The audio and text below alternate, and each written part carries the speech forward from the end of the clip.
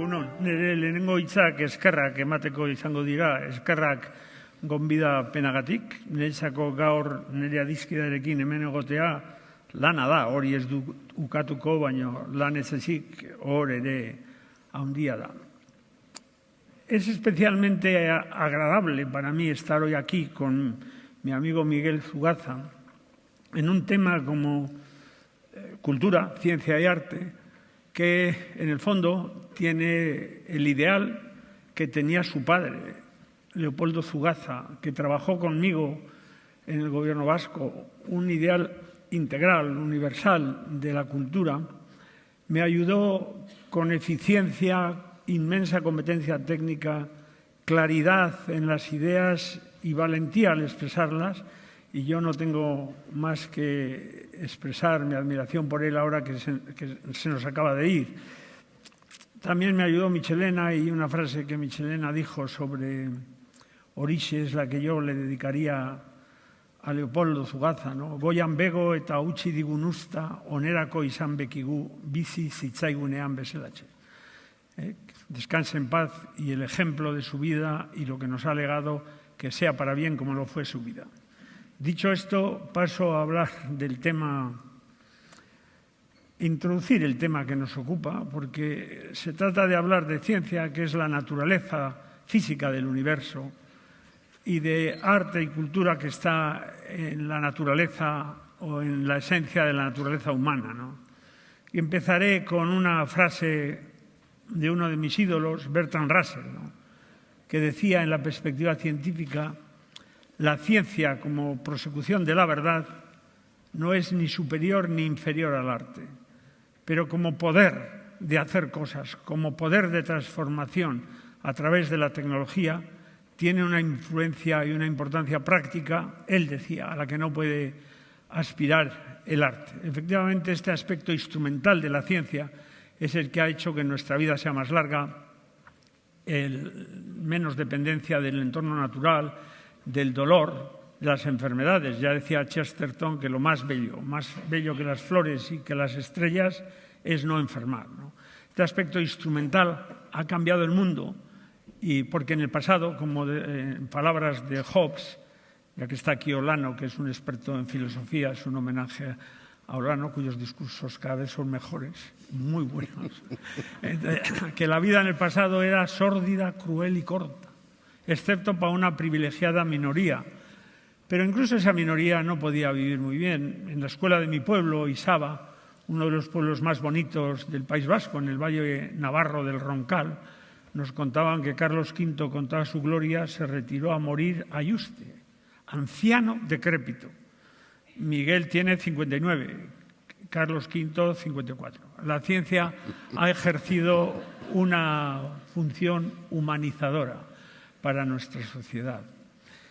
Es lo que hace que el presupuesto de los Estados Unidos, por ejemplo, hace unos años dedicase 40.000 millones de dólares a la ciencia pura, 150 al arte, millones. Y es lo que hace que Xi Jinping, en su último discurso en el Partido Comunista Chino, en esa reunión que hemos visto todos los días en la televisión, dé una importancia decisiva a la ciencia y a la tecnología para el futuro dominio, pretendido dominio de China a los demás, ¿no? Pero este triunfo instrumental a veces nos ha hecho olvidar la dimensión cognitiva de la ciencia. El hecho de que la ciencia es parte esencial del humanismo moderno, que ha hecho y que ha permitido contestar a preguntas esenciales de la filosofía: de qué está hecho el universo, de qué estamos hechos nosotros. Esa dimensión cultural es a veces olvidada y es muy importante. Por eso yo insisto en resaltar el carácter cognitivo de la ciencia, la capacidad de decir cosas a la imaginación, y aquí compartimos terreno con el arte. En mi opinión, sin despreciar otras contribuciones, entre ellas el arte, el edificio conceptual de la ciencia moderna es la obra cultural colectiva más importante de la humanidad. Es la obra cultural, es la obra de arte colectiva más importante de la humanidad. Y aquí hay campo para el diálogo, porque hemos aprendido que el tiempo y el espacio surgió en una gran explosión hace 15.000 millones de años, bueno, 13.700, pero bueno. que vivimos en un pequeño planeta, en los arrabales de una galaxia como la que hay cientos de miles de millones. Aún así, todos los seres vivos estamos emparentados a través de una molécula cuya evolución nos ha traído aquí, el ADN.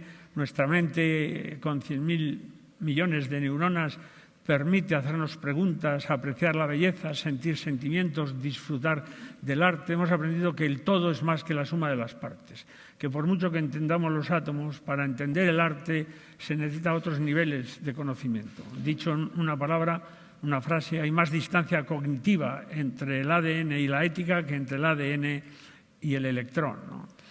Ahora bien, este triunfo de la ciencia, y con esto concluyo, no nos debe hacer pensar que el cientificismo es correcto. El cientificismo, el creer que la ciencia es la única forma de conocimiento verdadero, es un error. Ya lo avisó Maxwell al decir que el test supremo de un buen científico es conocer los límites de aplicación del conocimiento científico.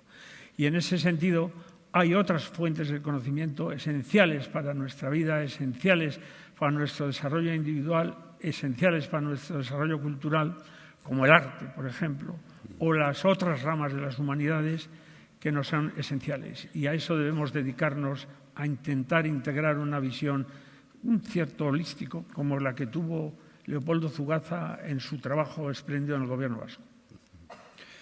Pues es que recasco, Pedro, por este recuerdo a Leopoldo. Y la verdad te tengo que decir que era correspondido, ¿no? No era, creo que como tú también, muy fácil al elogio, y realmente aquella época en la que compartisteis ideas y reflexiones sobre cómo poner en marcha la cultura en este nuevo periodo democrático, pues yo creo que os granjeó una verdadera admiración y reconocimiento mutuo, ¿no? Cosa que hemos heredado también los hijos, como otras muchas cosas de Leopoldo, ¿no? Lanzas un envite fuerte para empezar hablando del triunfo de la ciencia, ¿no? Frente al arte, o utilizando el prestigio del arte de alguna manera, ¿no? Diciendo que es la obra de arte suprema, ¿no? Si no fueses tú, sería sospechoso, ¿no? Pero siendo Pedro Miguel Echenique el fundador de Jaquiunde, ¿no? Y esa idea de una academia que engloba, ¿no? La ciencia, por supuesto, pero las artes también, el arte, la literatura, las letras, ¿no? Me parece que no eres sospechoso, ¿no? De no darle el papel que el arte tiene, ¿no? Digamos que en el sistema de conocimiento, ¿no? Que al final es la cultura, ¿no? En cada época, ¿no? Y también tengo que incluir en tu pedigrí el hecho de que llevamos compartiendo desde hace unos años un encuentro anual realmente fascinante, gracias a la Filmoteca de Euskadi, que es el ciclo de cine y ciencia, ¿no? Donde todos los programas los inauguras con una conferencia inaugural y realmente donde otra vez tenemos la oportunidad de encontrar la ciencia con la cultura y con el arte, ¿no? Pero hablemos de eso, ¿no? Yo creo que sí que el arte, que fue expulsado por Platón de la República, de la ciudad, es decir, porque era una actividad manual, una actividad artesanal, y por lo tanto no podía estar entre las artes liberales y por lo tanto no podía pertenecer a la República, ¿no? Pues después de tantos años, y sin haber perdido todavía el entronque que tenemos, nuestra mentalidad es una mentalidad, sobre todo en el arte, fundada por los griegos, ¿no? Las ideas que tenemos sobre el arte siguen siendo las que fueron postuladas en la Grecia clásica, ¿no? Por Platón o por Aristóteles, ¿no? Pero resulta que ahora no es que ya estén en la ciudad, el arte está en la ciudad, sino que está en el centro de la ciudad, ¿no? Es decir, posiblemente el arte ha ido ocupando un lugar de prestigio en el ámbito comunitario, social, en la ciudad, realmente relevante, ¿no? No solo hay que ir a las grandes ciudades europeas o norteamericanas, o a nuestras ciudades, ¿no? para encontrar a los museos de arte, especialmente los museos de arte, ¿no? Como un lugar de un extraordinario prestigio, ¿no? que yo creo que igual quizás debería de compartirlo con la ciencia, con esos otros lugares del conocimiento, ¿no? Yo creo que hay dos grandes diferencias entre el mundo científico y el mundo del arte. Uno creo que lo has indicado, y es la cualidad práctica que tiene la ciencia. Es decir, la ciencia es útil, la ciencia responde a las preguntas. En cambio, el arte no responde a las preguntas, no es su misión, es decir, es cuestionar constantemente, es interrogar constantemente. Yo creo que esa es la diferencia. Ese carácter lo dice bueno, muchos autores, ¿no? Pero ese carácter de la utilidad de lo inútil, ¿no? que es el arte ordine, ¿no? Que es el que ha puesto, ese es el título de su manifiesto sobre la importancia que tiene lo que no es útil, ¿no? Pero que es fundamental para conformar, digamos, la cultura para el hombre, ¿no? Y yo creo que la segunda diferencia que yo puedo establecer entre la ciencia y el arte es que el arte, la ciencia se autoconsume. Es decir, yo creo que la sucesión de descubrimientos científicos van consumiendo lo pretérito, ¿no? Y en cambio, en el arte creo que existe una acumulación, es decir, es una densidad, una materia que va sumando, ¿no? Es decir, que no pierde ninguno de los componentes del pasado, sino que el pasado tiene sentido y da sentido a las posiciones más actuales del arte hoy, ¿no? Y yo creo que en esas dos cuestiones parece como que hay esa separación o esa diversidad entre ciencia y arte, pero que son complementarios, es un sistema de equilibrios, ¿no? Tú me decías hace unos años, me hablabas de Jefferson, ¿no? Y de lo importante que fueron las matemáticas para establecer el sistema de equilibrios en la organización política de Estados Unidos, ¿no? Pues también yo creo que entre el ámbito humanístico o de las artes y el ámbito de la ciencia también tiene que haber ese equilibrio que además yo sé que lo reconoces, ¿no? Pues sí, estoy de acuerdo. Siguiendo con el hilo, hay tres conceptos de lo que dices que yo cogería, ¿no? El primero es lo útil y lo inútil de Ordiner, que se refiere a que materias aparentemente inútiles son esenciales para que tengamos una vida humana y plena. Por cierto, esto se aplica a la ciencia también. Lo de Ordiner es en 2013, creo que es. 2013, sí. Yo ya, si me permita la arrogancia, el año 2000 di una charla aquí, la sublime utilidad de la ciencia inútil. Pero eso se refería no a la utilidad de las otras ramas, sino a la utilidad de preguntas básicas de ciencia pura. Algo que fue reivindicado por el senador en el Congreso norteamericano, por el senador Pastore, incordiando a Wilson, director del laboratorio de partículas. ¿Para qué sirve esto? Y él le contestó, ¿sirve algo para la defensa del país? Y él le contestó, pues sirve para las cosas que nosotros apreciamos en nuestro país y por las que somos patriotas. El buen arte, que utiliza el arte para hacer los buenos poetas, la buena música. No sirve para nada para la defensa de nuestro país, excepto en que merezca la pena defenderlo. Muy importante esa respuesta. El segundo punto es este carácter acumulativo, ¿no? La ciencia es progreso. Y es verdad que muchos lo han dicho, Chillida también, pero obviamente tiene un carácter de cambio a la vez que continuidad. Es decir, nosotros no tendríamos probablemente la Gioconda sin Leonardo da Vinci, pero la estructura de doble hélice del ADN la tendríamos sin Watson y Crick. Otros la hubiesen encontrado. Copérnico es superado por Newton y Einstein supera a Newton. No quiere decir que lo rechace, también se acumula, es más sutil esto, ¿no? Pero Picasso no es superado, o Picasso no supera a Goya, o por lo menos, o quizás sí en algunos aspectos. Eso no sé. Y este punto de ciencia y arte sobre la cultura, lo que acabas de citar de Jefferson, a mí me impresionó una vez visitando el Congreso norteamericano, me contó el jefe de la mayoría demócrata en el Congreso, Smalley, me parece que sea, se llamaba, la importancia que la ciencia y la cultura científica había tenido en la arquitectura, en la construcción de la arquitectura democrática norteamericana. Esto viene de William Small. William Small era un inglés de cultura enciclopédica que emigró a los Estados Unidos y allí tuvo entre sus alumnos a Jefferson, que es el tercer presidente de los Estados Unidos y el redactor de la Declaración de Independencia. Entonces, Jefferson dudaba entre estudiar teoría política o ciencia, porque estaba deslumbrado por la armonía, la belleza es un concepto que tenemos que tratar, la belleza del sistema newtoniano, de la mecánica clásica, en concreto del principio de acción y reacción, ¿no?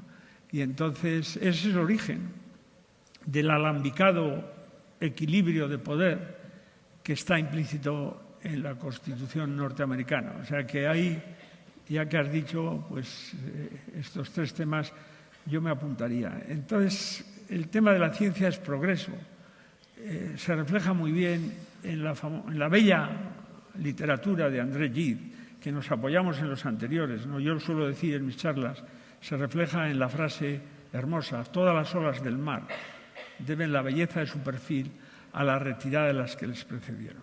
Pero a la vez la ciencia es rebelión contra lo anterior, pero construyendo con lo anterior. Entonces, ese equilibrio delicado entre aprender de lo anterior, construir sobre lo anterior y rebelarse sin aceptarlo y la duda, ahí está la tensión de la ciencia moderna, que igual existe en arte también. Sí, ahí este enunciado de Eugenie Dor, ¿no?, que dice lo que no es imitación es plagio, ¿no? Pues en el arte sí que existe el cambio, varían las formas, ¿no?, del arte, el lenguaje del arte, las técnicas del arte, pero no progresa. Esa es yo creo que una de las diferencias y yo creo que una de las cosas que sostiene al arte, a pesar de que lo hemos matado tantas veces ya, y además muy cerca de aquí, ¿no?, el propio Oteiza, ¿no?, en su posicionamiento estético termina, digamos, por anunciar que se ha concluido, ¿no?, el arte, ¿no? Pero yo creo que en ese sentido, esa continuidad histórica que tiene el arte es el que le garantiza de alguna manera también su propia supervivencia, ¿no? Perdón. Y sí que existe también esta idea un poco de que el arte es una actividad muy individual frente posiblemente a la actividad científica. Tú decías, si no hubiera existido Leonardo, no tendríamos las obras de Leonardo, pero posiblemente, digamos, en los descubrimientos científicos sí que se ha podido, ¿no? Es curioso que Leonardo, por ejemplo, que en ese momento, en el Renacimiento, mezcla las dos, es un científico y es un artista, se le haya reivindicado más como artista que como científico, ¿no? Pero me parece que ese individualismo que termina formando esa idea de la genialidad. Yo creo que no utilizamos la idea de la genialidad a la hora de hablar de los científicos, ¿no? Sí, igual estoy equivocado, ¿no?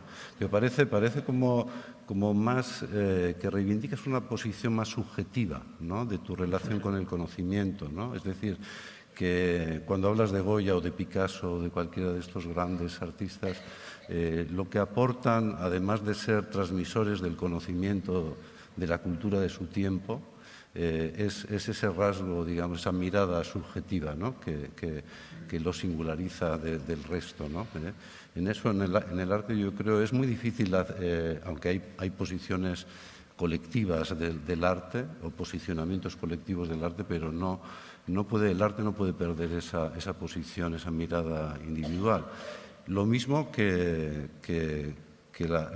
formar parte de una afinidad de pensamiento con su época. Velázquez, por ejemplo, o Las Meninas, por fijarnos en una obra que todos conocemos, no se puede entender sin el pensamiento de Descartes o sin los avances que se está produciendo con Galileo a la hora de la revisión total, ¿no?, de nuestro entendimiento del universo, ¿no?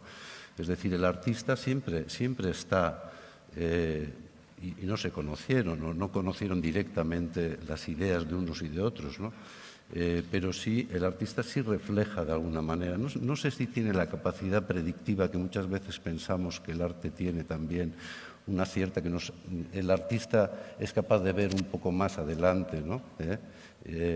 Mientras la ciencia normalmente lo que mira es lo que ha ocurrido, ¿no? Es decir, mira hacia atrás y saca las conclusiones o las pruebas a partir de la experiencia, ¿no? Bueno.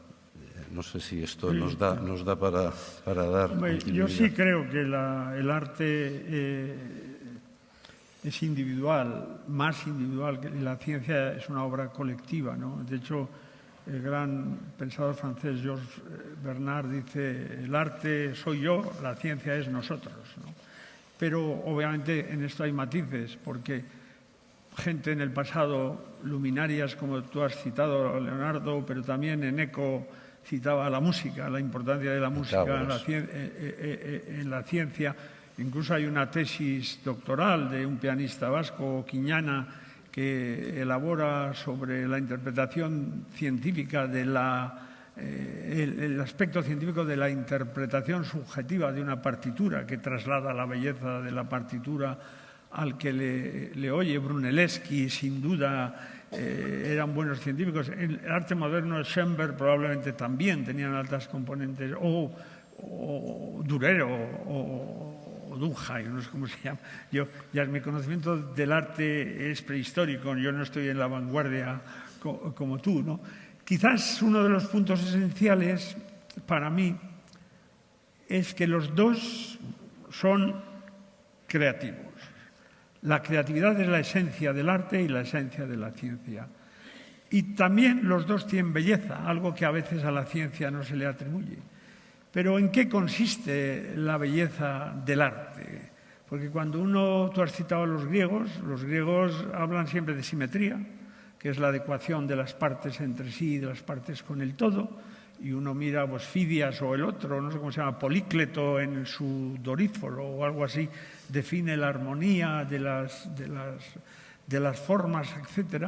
Esa simetría, la misma que incidentalmente dice el gran físico Heisenberg sobre la física, y algunos de los logros más importantes de la física del siglo XX es entender cómo las leyes de conservación vienen de las simetrías, hecho por una mujer.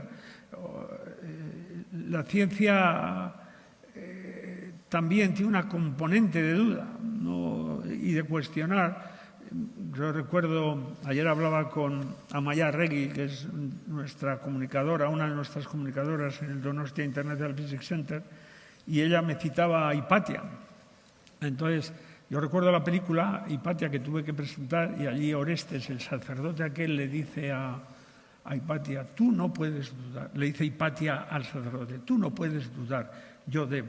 Ese cuestionar existe también, pero a la vez esa tensión entre el conocimiento ya adquirido y el rechazo de las normas, que lleva a que hombres geniales puedan hacer contribuciones geniales. La ciencia es una obra colectiva, pero hay unas personas muy singulares. Seguramente hubiese habido otras que lo hubiesen hecho, pero ellas son genios. ¿Qué duda cabe cuando uno estudia la obra de Newton, que está ante un genio? Quizás el genio mayor de la humanidad. Esto también es discutible, o de Einstein. Pero yo sí que preguntaría en qué consiste la belleza del arte y cuál es la belleza de la ciencia. Incidentalmente, otro crítico, antes de permitirte contestar a esta pregunta, Steiner, famosísimo crítico literario, ya anuncian de tiempo en tiempo no la muerte del arte, también la muerte de la ciencia. Llega a afirmar con una arrogancia sin límites que la ciencia es una fase temporal de la cultura moderna que afortunadamente va a morir. Y se movía por el hecho de que cada vez en ciencia, para avanzar menos, hace falta invertir más. Pero eso es un concepto de ciencia como partículas elementales o como astrofísica, y hay otras ciencias como la complejidad o la emergencia de propiedades nuevas, entre ellas la belleza de la agregación de átomos, que no puede ser codificadas, y por lo tanto la predicción de Steiner, cada vez que alguien predice la muerte de algo, ese algo suele gozar de buena salud una vez que el predictor ha muerto. Sí. Pero, ¿en qué consiste la belleza del arte? Y yo intentaré definir para mí qué es la belleza en ciencia. Como he dicho que el arte cambia pero no progresa, yo creo que sigue siendo desde Platón y desde Aristóteles, sobre todo en este caso, cuando la belleza tiene que estar vinculado con la verdad, ¿no? Y en ese sentido yo creo que sí se vuelven a unir la ciencia y el arte, ¿no?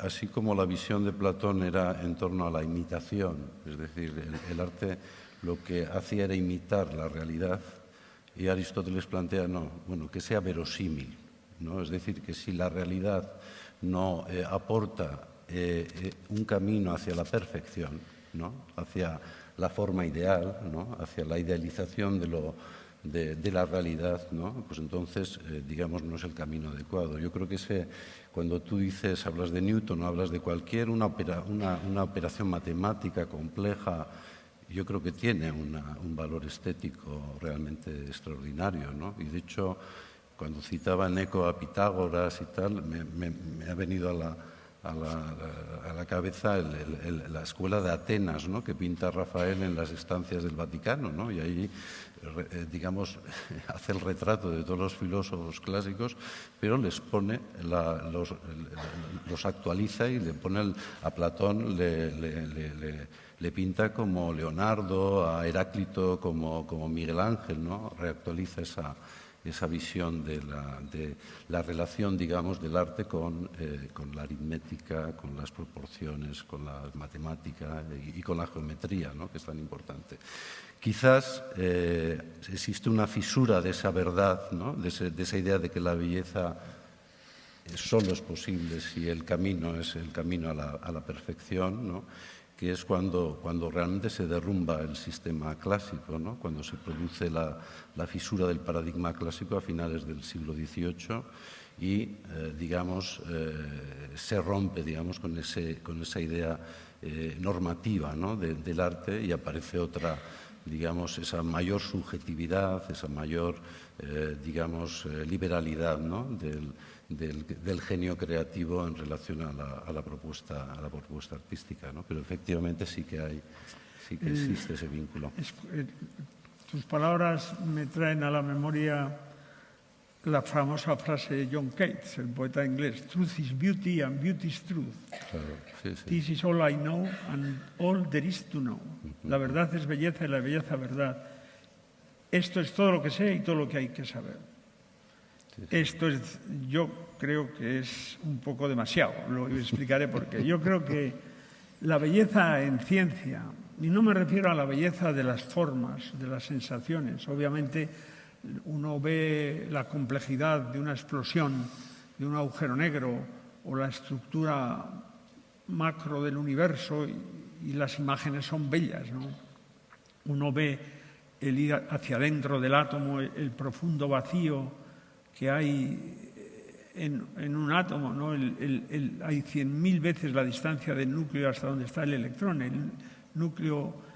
El átomo está vacío, y estas imágenes son bellas. Pero yo, al decir dónde está la belleza de la ciencia, me refiero más a una belleza íntima, autosuficiente, estructurada, de la que hablan Poincaré, etc. Y en mi opinión, una idea, un concepto, una teoría es bella en ciencia si es capaz de contestar con verdad o positivamente a estas preguntas. La primera es: ¿cuán amplias y de largo alcance son las implicaciones de la idea, ¿no?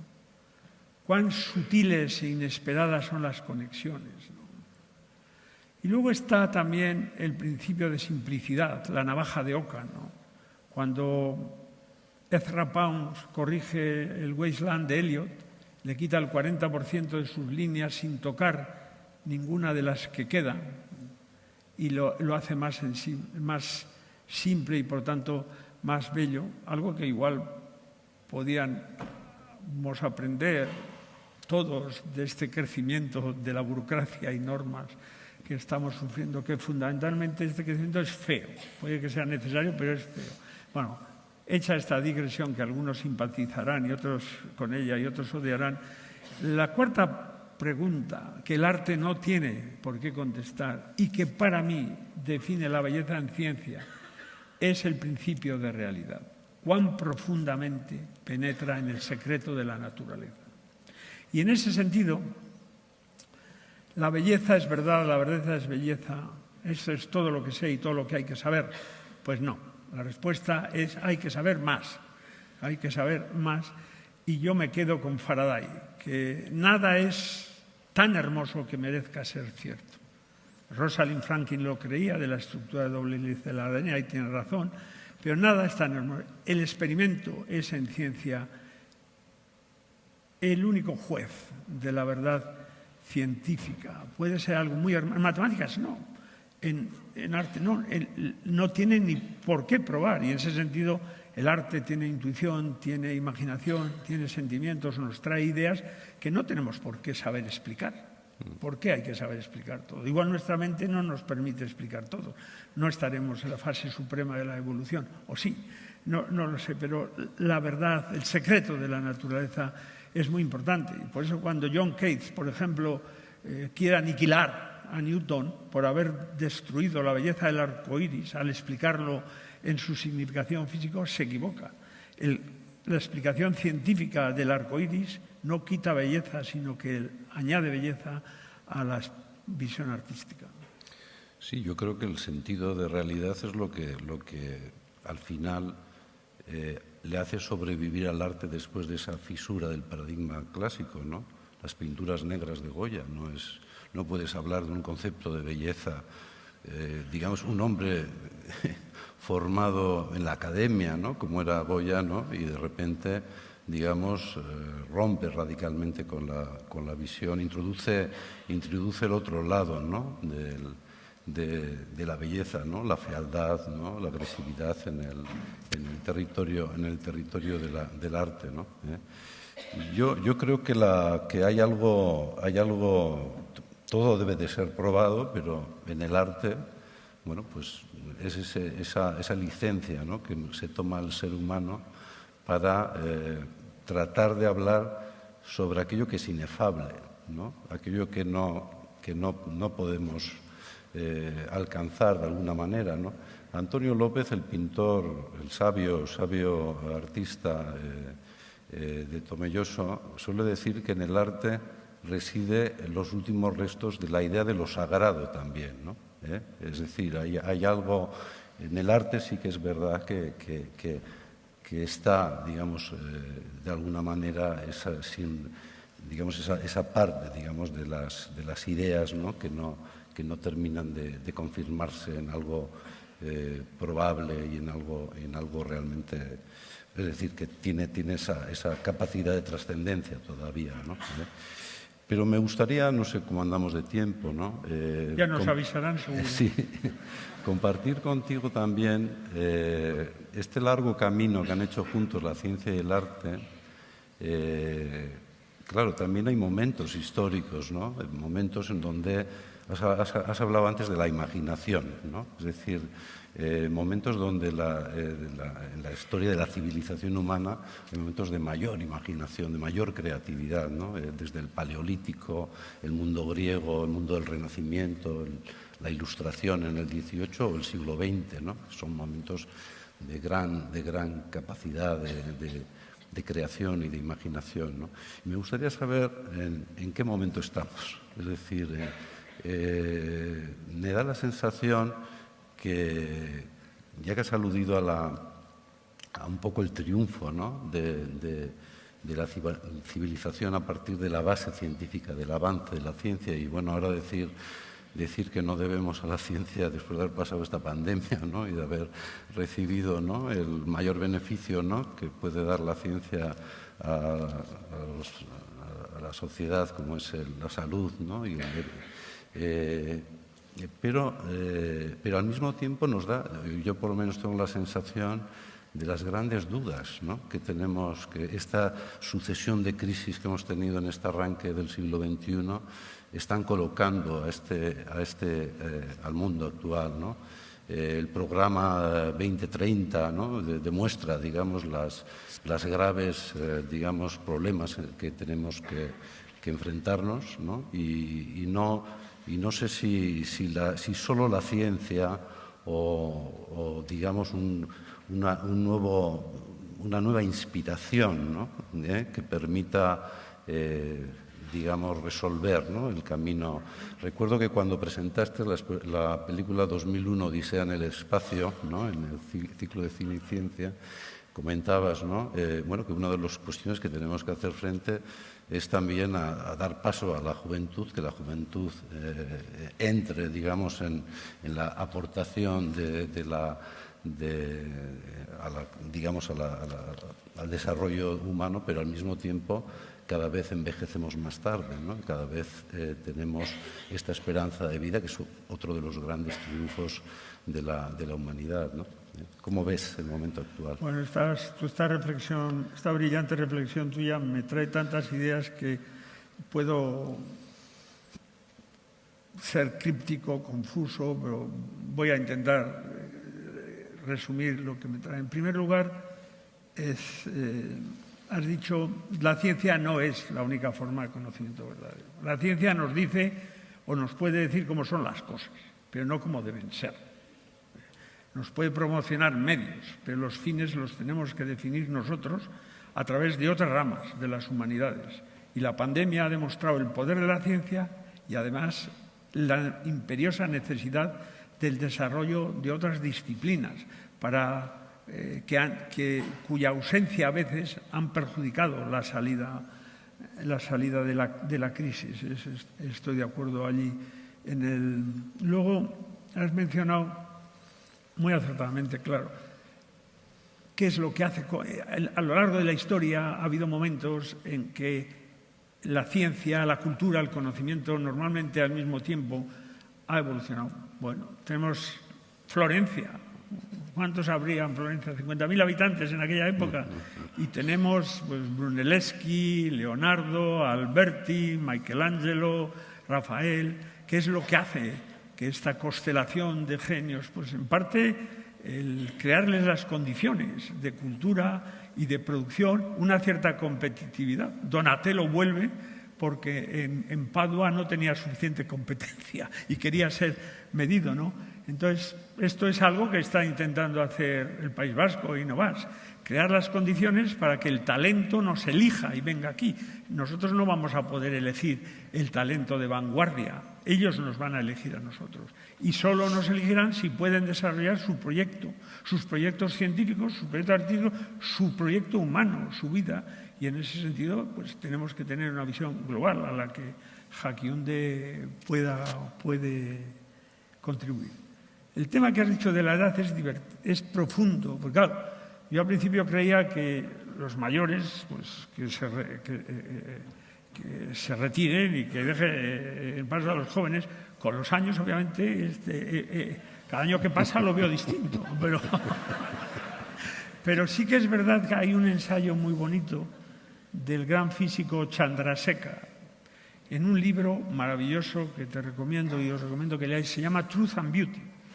En ese ensayo él estudia la creatividad de 3 genios, uno científico, Newton, y 2 artísticos, Beethoven y Shakespeare. Y una cosa que a mí me impresionó es que Beethoven y Shakespeare parece que produjeron lo mejor de su obra al final de su vida, porque quizás el arte necesita un gran conocimiento colateral. Lo has mencionado tú, que no es trivial que en un año que las meninas surgen en una época concreta del desarrollo científico, probablemente la mecánica cuántica incide de forma diferente también en la literatura o incluso en el arte, reforzando el papel del observador. Entonces, y Newton, sin embargo, hizo su gran obra, que es, en mi opinión, cualquiera que pueda entenderlo, que en 21 meses construyese lo que construyó, que no solo es la gravitación, tal, los instrumentos para construirlo, que es algo que deslumbra. A veces todos nos puede parecer en un momento concreto, entendiendo una cosa, qué listo soy, joder. Y uno, para ir a la humildad, no tiene más que leer a Newton en aquellos años y entonces se da cuenta de su insignificancia, ¿no? Pero el arte, parece que los científicos envejecemos mientras los artistas maduran. Bueno, es hablar de talento, ¿no? Porque talento, cuando nos referimos al talento, crear parece las que condiciones para que el talento nos sí. elija. Todo tipo de talento. En ese sentido, hoy me preguntaban en la radio, es que estamos mal, ¿cuáles son nuestros problemas? No estamos tan mal, tenemos una tendencia a autoflagelarnos tremenda. La situación será desesperada, pero no es grave, estamos bien y tenemos instrumentos como Ikerbas, etcétera, maravillosos, o Innovas, o el autogobierno ha cambiado la ciencia vasca. El autogobierno ha cambiado la ciencia vasca. En el año 80, cuando yo estaba con tu padre en el gobierno vasco, la inversión en ciencia y tecnología era el 0,065%. Hoy es el 2%, 0,065%. El primer gobierno vasco ya lo puso en 0,54, es un factor de 9. El primer programa del gobierno vasco también defendía no solo apostar por la ciencia, por la tecnología, por lo que va a ser inmediatamente útil, sino por todos aquellos aspectos que nos hacen personas, que nos hacen más nobles, por las cuales merece creer a nuestro país. Y le decía yo al presidente de Mondragón, que me preguntaban en la radio qué mal estamos, yo decía, no estamos tan mal porque Montaigne ya nos recordaba, estamos siempre temiendo lo que nos va a pasar, lo mal que vamos a ir, esto es un desastre, es lo de Montaigne, ¿no?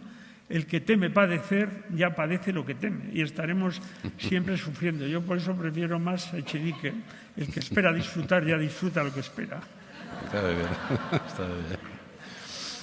Pues delante tengo el cartel de esta convocatoria, pone Global Innovation Day, ¿no? Y habla de la actualidad, habla de la innovación que creo que los dos nos hemos tratado de moverla hacia la creatividad, ¿no? Que creo que es un concepto más afín a la mentalidad científica y del arte.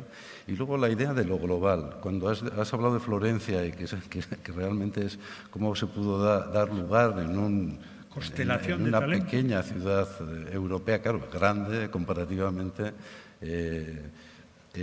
este empeño, ¿no? Es decir, hoy estamos en Donosti y aquí están pasando las cosas, ¿no? Entonces, ¿de qué manera lo local, es decir, lo que seamos capaces el contexto que seamos capaces de construir en el ámbito del arte como en el ámbito de la ciencia, será lo que permita aportar? Yo cambiaría lo global por lo universal, ¿no? Por la digamos, esa aportación que puede hacer nuestra comunidad al mundo, ¿no? En el ámbito del arte, claramente, ¿no? El posicionamiento que ha tomado el país, ¿no? Con tantas plataformas de arte, tanto a nivel de colecciones como de lugares de creación artística y demás, ha tenido una relevancia muy importante, ha adquirido una relevancia fuera de lo local, ¿no? Se reconoce el País Vasco, por supuesto el Guggenheim como un gran faro, ¿no? Pero que ilumina un poco esta constelación también de esfuerzo público y privado que se hace en torno al arte, ¿no? Atrayendo otra vez el talento propio, pero también atrayendo el talento del arte internacional, ¿no? En el ámbito de la ciencia estáis haciendo el mismo esfuerzo, ¿no? Sí me gustaría que me lo contaras. Yo creo que la ciencia y el arte necesitan libertad y aportan libertad. Y las infraestructuras que se están creando deben permitir esa libertad en el ejercicio y en seguimiento de las ideas. Cada uno en su ámbito. No es lo mismo un CIC que tiene una misión ligada, pero debe respetarse la libertad con la industria, que los BER que están creando, que la Universidad del País Vasco, ¿no? Esta política científica y esta política artística que se debe tener es tiene que tener dos características, tres características. La una, darse cuenta que es una obra colectiva y por lo tanto es progreso y tiene que apoyarse en los anteriores. Por lo tanto, continuidad en las políticas. Atracones un día y ayunos al siguiente no es una buena política. Tiene también que tener una relación amable con la Administración, lo cual exige respetar la creatividad y limitar la burocracia al máximo. Y tiene que tener también medios adecuados y libertad. Y esto, tanto en ciencia como arte, es lo que tuvieron en Florencia, porque las ideas no se dirigen, surge como los duendes de repente en la mente de una persona. Por lo tanto, continuidad en las políticas, cuidar el talento sin agobiarse y no encerrarse en adoración a métricas relativas, etcétera, es una labor que todos tenemos que hacer los que estamos en las instituciones. Y para mí, efectivamente, yo lo más satisfecho que estoy de mi vida profesional es las instituciones a las que he contribuido a crear, que permanecerán y en las cuales podrán desarrollarse ideas, aunque sean muy contrarias a mis deseos. Y yo soy optimista, entre otras cosas porque el pesimismo, en público sobre todo, es estéril. Luego en la comida hablaremos. Sí, no, estoy muy de acuerdo, ¿no? Pues la verdad es que hay un caso, antes hemos estado comentando, ¿no? Cómo vamos en el terreno del arte, vamos asumiendo, o sea, ese progresivo avance del arte, ¿no? Lo vamos asumiendo, ¿no? Me decías que tú habías alcanzado ya una cierta reconciliación con el arte moderno, ¿no? Con lo que llamo moderno, que tú para ti es antiguo. Sí, bueno, pero sí hay un caso un poco llamativo en el Museo de Bellas Artes de Bilbao, en el que, como sabéis, trabajo y estamos haciendo un proyecto de ampliación muy importante en los próximos años. Hace relativamente poco llegó una obra donada por Plácido Arango al museo, una obra de Richard Serra, del escultor Richard Serra, ¿no? Y contábamos que son dos tochos de hierro colocados en equilibrio, es un gesto muy minimalista de este gran escultor norteamericano, y recordábamos cómo esa obra la hizo Richard Serra el año 83 en Bilbao, en el Bilbao, digamos, de la crisis industrial, ¿no? Y él participó en un proyecto que hizo el museo en el año 83 y, digamos, creó esta pieza, ¿no? En aquel momento ni el museo, ni intelectual ni físicamente, era capaz de asumir esa obra, ¿no? Y 25 años después la incorpora y la coloca nada más y nada menos que en la entrada del museo, ¿no? Esto indica que, digamos, que no siempre es fácil aceptar las novedades o las propuestas que hace el arte, ¿no? Porque no tienen la prueba. Es decir, no sabemos si realmente esa propuesta que hizo Richard Serra de esta escultura que se titula Bilbao, era una propuesta realmente que iba a tener una vigencia. Luego hemos visto lo que Bilbao ha significado para este escultor, que ha podido seguramente hacer la obra más importante de su vida en el Guggenheim, ¿no? En la materia del tiempo, ¿no? En ese espacio maravilloso del Guggenheim, ¿no?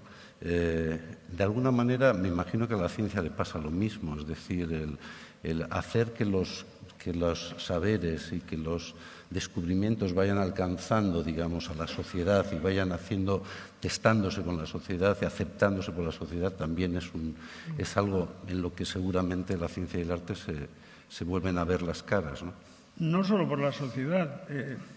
Planck dijo que la propia comunidad científica tarda en aceptar revoluciones cuando son verdaderamente profundas. Por ejemplo, la física cuántica. Ya Planck dijo que esto solo se aceptará cuando algunos muramos, que se necesita la muerte de alguien para que los nuevos tiempos vayan entrando de forma natural. Eso es verdad, ¿no? Lo que has dicho del arte moderno, yo cuando vi el toro de Picasso, ¿no? si esto podría hacerlo yo. Y entonces, luego, mi arrogancia fue rápidamente enfriada cuando vi los 11 toros que había dibujado y cómo Picasso, como probablemente Mondrian, ¿no? Estos son capaces de hacer una pintura clásica con gran técnica, ¿no? Entonces me recordaba que hay una especie de reduccionismo científico, que es el reduccionismo de la ciencia de la mente, en que nosotros estamos en el DIPC con un programa de neurociencia, etcétera, que es a veces reducir las neuronas, cómo se integran, o las descargas eléctricas. Ese reduccionismo nos permite entender cómo la mente aprecia, por ejemplo, la belleza. Y el experimento de SETI ilustra cómo las mismas zonas del cerebro, del encéfalo, se iluminan frente a la belleza matemática y la belleza artística. Estas cosas nos van a permitir entender, desde esta visión reduccionista, más el arte y la ciencia. Pero insisto que el reduccionismo no puede pretender reducir un cuadro de Rembrandt a pigmentos químicos, o una sinfonía de Beethoven a curvas de presión, o la belleza del amor, como dijo el que descubrió el genoma, y el amor al ADN, ¿no? Ahora, dicho esto, en arte sí que parece que algunos artistas, los que para mí son modernos y para ti estarán quizás superados, pues Kandinsky, por ejemplo, cuando se ve el molino, o Mondrian, cuando se ve un molino que piensas es maravilloso. Y luego la reducción del objeto a su esencial, a formas, sombras, colores, pues parece que pueden penetrar y despertar más el sentimiento y nuestras emociones, ayudados por nuestra mente que completa el trabajo del artista, ¿no? Y entonces, pues quizás, como dice Mondrian, pues en el futuro, en vez de las 2 culturas o las 3 culturas, que en definitiva es lo que estamos hablando, las culturas, la conferencia Red de Cipias en Cambridge en 1959, pues pueden reducirse a una cultura esencial, más universal, ¿no? No lo sé, pero es un tema para mí muy difícil, pero sí que es cierto, repito y concluyo, que las nuevas ideas en ciencia muchas veces solo se imponen colectivamente en el colectivo científico cuando faltan los que se resisten a ellas. Por ejemplo, Einstein nunca aceptó partes de la física cuántica. No sé lo que pensaría, si viviese ya me gustaría saberlo, Newton de la teoría de la relatividad general, etc.